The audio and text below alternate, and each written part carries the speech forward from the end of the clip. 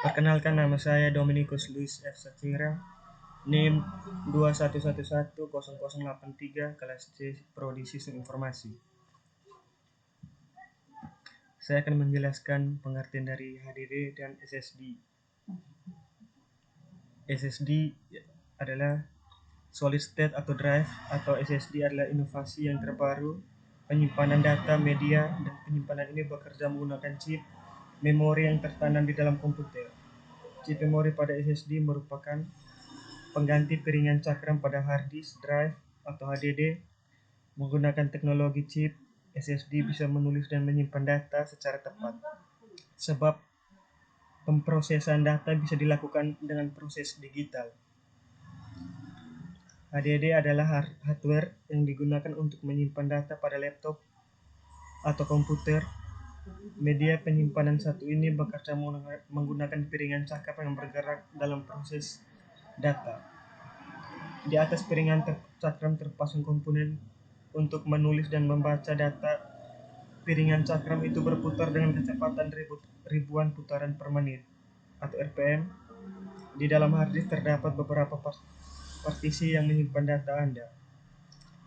Biasanya disebut dengan drive, misalnya saja drive C atau D atau E.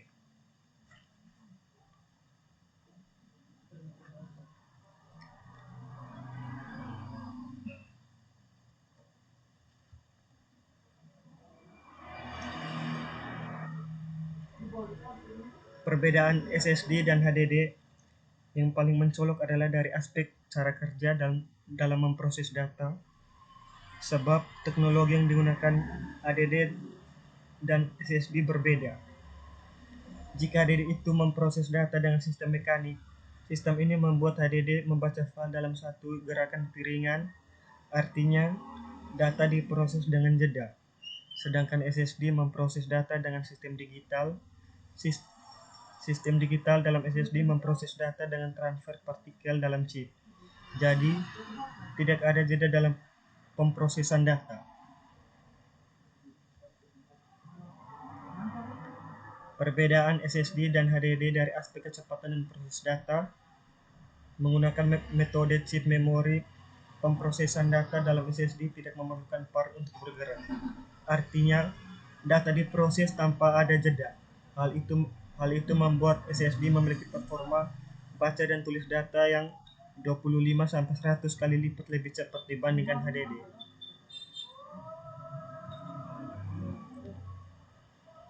Perbedaan dari aspek ketahanan komponen. SSD menggunakan flash memory atau chip untuk menyimpan data, jadi bisa dikatakan SSD tidak memiliki komponen bergerak seperti piringan cakram pada HDD. Hal itu membuat SSD lebih aman dari guncangan yang bisa menyebabkan kerusakan komponen dan data Anda, sebab ketika laptop Anda terkena guncangan, data terjaga dalam chip terpusat. Sedangkan HDD rawan mengalami kerusakan komponen dan kehilangan data, sebab data HDD tersebar di piringan cakram. Ketika komponen piringan cakram terkena guncangan, data juga berpotensi rusak. Perbedaan dari aspek konsumsi energi. Sebelumnya sudah disebutkan bahwa chip yang digunakan SSD membuat SSD tidak perlu operasi mekanik, artinya pemrosesan data yang membutuhkan banyak daya listrik. Sedangkan HDD memproses data menggunakan sistem mekanik.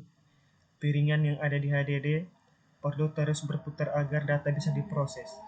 Artinya HDD lumayan boros daya listrik, jadi SSD bisa lebih hemat energi dibanding HDD.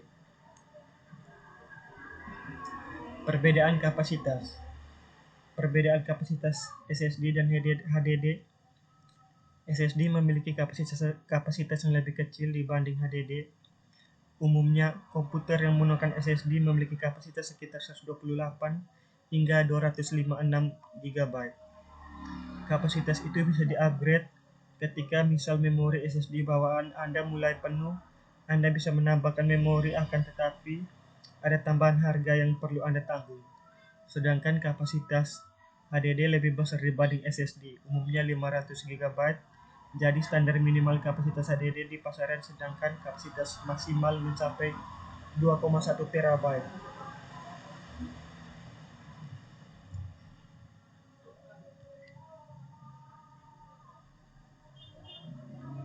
Perbedaan dari segi harga. Harga HDD dan harga SSD. SSD memiliki harga yang lebih mahal dibanding HDD. Dengan kisaran harga 600.000, Anda baru mendapatkan SSD dengan kapasitas 256 GB saja. Dengan kisaran harga yang sama, Anda bisa mendapatkan HDD dengan kapasitas 1 TB.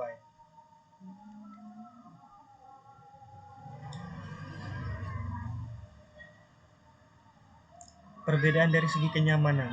Kenyamanan HDD dan kenyamanan SSD.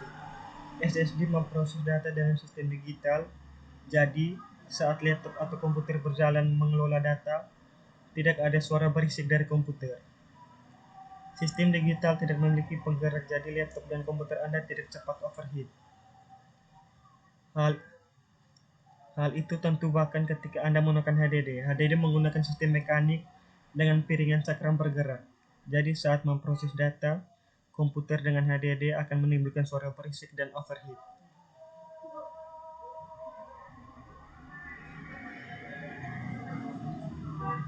Perbedaan dari AMD Ryzen 9 dan Intel Core i9. Intel Core i9 mempunyai integrated grafis, sedangkan Ryzen 9 harus menggunakan VGA terpisah. Atau sama dengan tidak ada integrated grafis. Kesimpulan, performa lebih unggul Ryzen 9 daripada Core i9.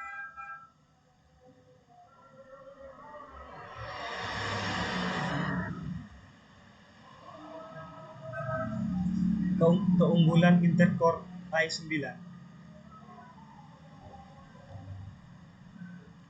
CPU speed 1x54 lebih cepat, kecepatan RAM 534 MHz lebih tinggi, CPU threads 82 lebih banyak, change L2 4 MB lebih besar, ukuran semikonduktor 7 nanometer lebih kecil.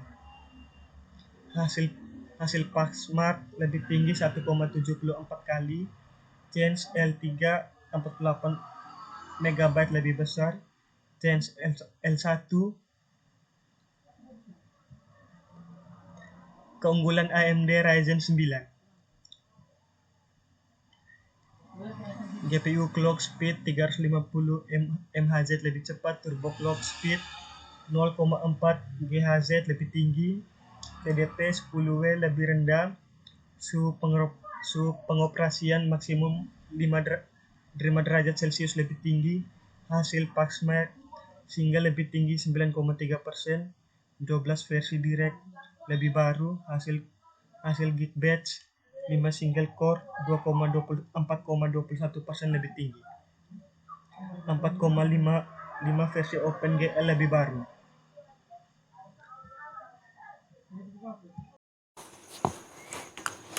Jadi pertama kita akan menambahkan beberapa PC, kemudian kita juga menambahkan satu laptop. Nah, setelah itu kita menambahkan beberapa switch. Jadi switch yang saya pakai kali ini menggunakan tipe yang ini. Jadi di sini akan ada dua switch, kemudian ada satu hook. Kita menggunakan hook yang ini. Nah, di hook yang ini kita akan mengambungkan hook ini dengan beberapa komputer juga. Setelah itu kita menambahkan satu server di atas ini. Kita menggunakan kabel yang tipenya ini.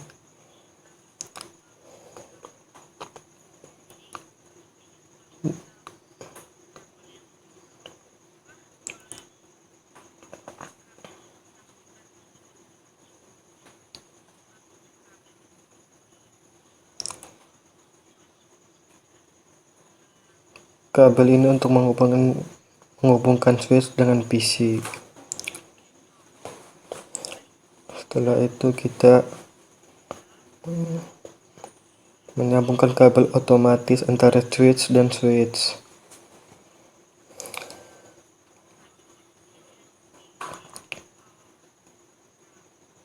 Kita menggunakan kabel tipe cross, kemudian dari switch ke saver menggunakan kabel cross, terus dari switch ke hub menggunakan kabel tipe cross, kemudian dari hub ke PC tipenya straight. Setelah kita menyambungkan semuanya,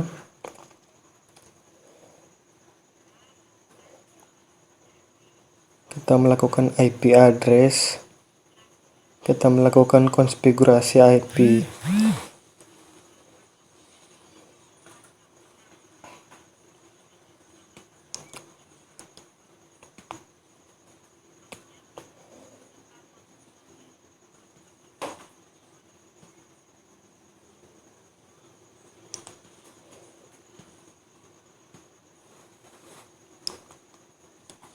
IP addressnya 192.168,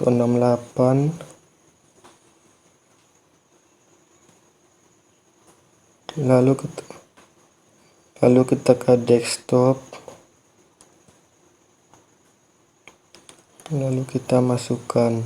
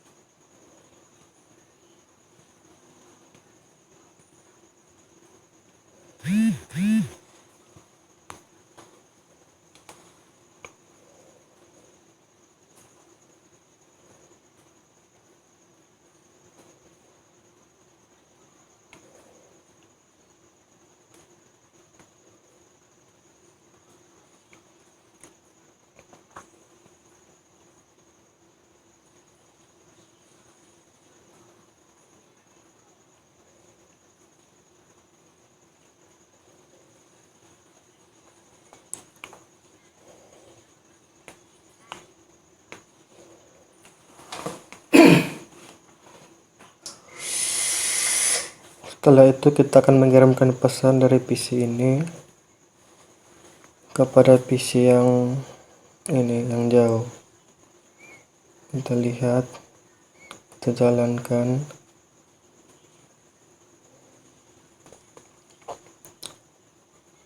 Dan statusnya ini masih in progress.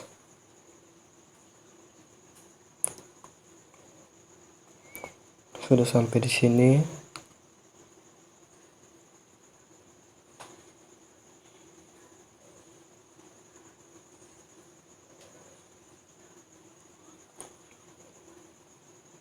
Pesannya dikembalikan lagi dari sini.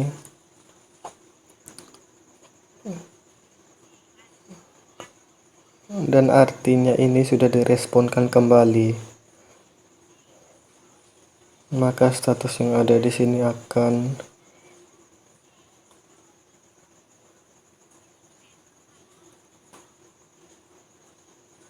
akan sukses.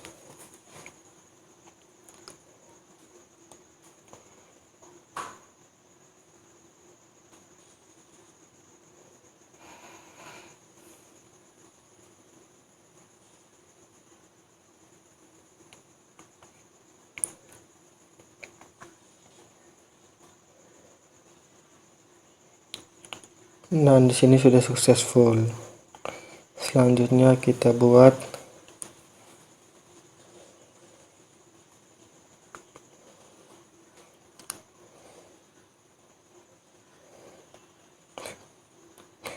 membuat tipe one itu sendiri. Yang kita butuhkan adalah device-nya ada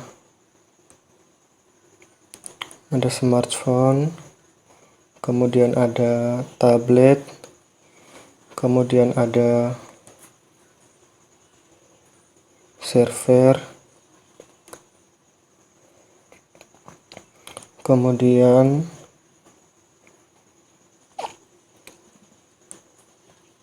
smartphone lagi. Jadi selanjutnya kita ke network device, kemudian kita pilih yang access point area yang ini. Oke, kita menyambungkan kabel dari access point ke server. Tipenya adalah cross, menggunakan kabel cross. Dan kalau sudah tanda ini artinya dia menjadi terhubung otomatis.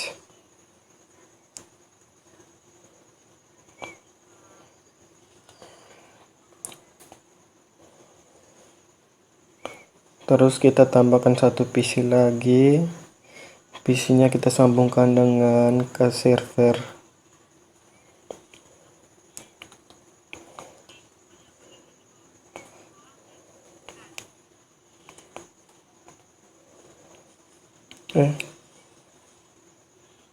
Dari server PT.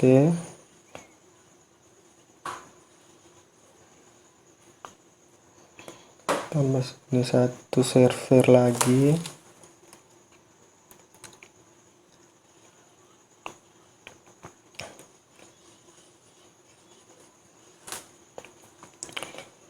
Dari server kita sambung ke access point PTN. Jadi coba kita mengirimkan pesannya ke smartphone.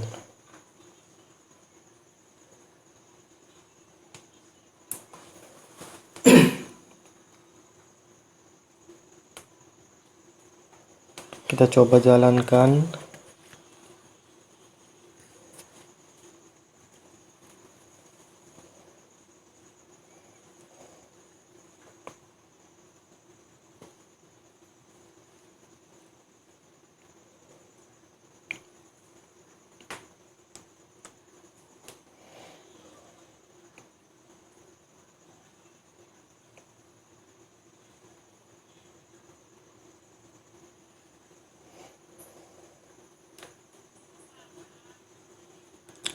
Masih gagal.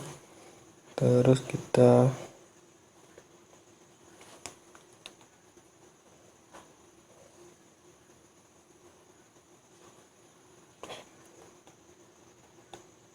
coba mengirimkan ulang kembali.